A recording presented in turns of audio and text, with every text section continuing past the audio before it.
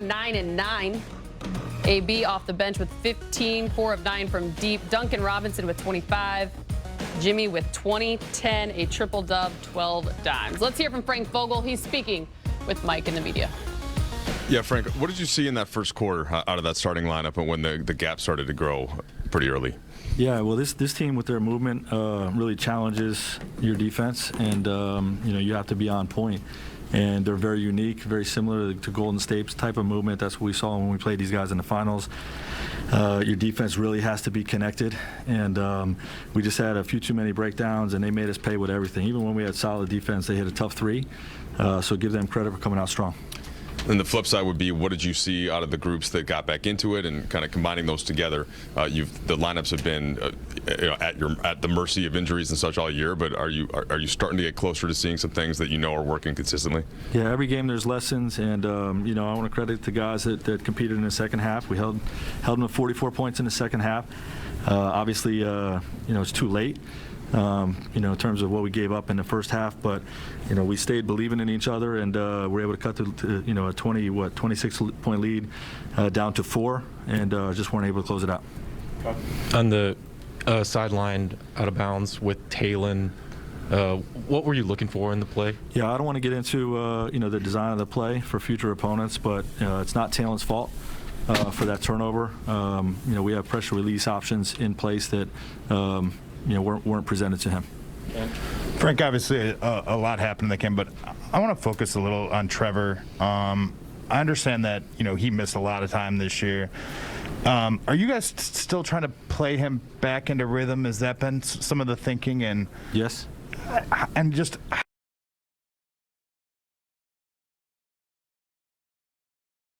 how bad of a way is he? He's going to come around. He had a tough night. He'll come around. Okay. Frank, you mentioned the defensive connectivity was better as the game went on. What does that mean? Like, what were you guys actually doing better defensively? Well, our smaller lineups have been struggling defensively, so we're incorporating more switching, and in particular with off-ball action. And this is, with Golden State, the best off-ball movement team in the league. So it's challenging, especially when you have a guy like Duncan Robinson, the threat that he carries. So we tried a couple of different coverages when the first one wasn't working. And, like I said, you guys have to be really connected and reading each other on the fly at high speed and with a very small margin for error. And, that's what you saw with the way the Heat made us pay in the first half. Frank, what's the plan for AD over the next couple of days before the next opportunity, I guess, for him to play on Tuesday? And when he does return, will it be a no restrictions type situation, or do you know yet? I don't know that yet, and tomorrow he's going to get some work in, and we'll see how his body's responding, and we'll make decisions at that point. Russ obviously was fundamental in the comeback effort. What do you take away from his game tonight? And it seemed like a really strong scoring game for him as well. Is there something that you see about the looks he took tonight that built some of the confidence? Yeah, well, we want to continue to encourage him to attack the basket as much as possible, and he makes great decisions when he gets there in terms of whether he has the finish or whether he has second side threes. I think he found several shooters on three-point shots, painted great situations, but also was efficient finishing at the rim. And that's what we want from Russ, to continue to attack.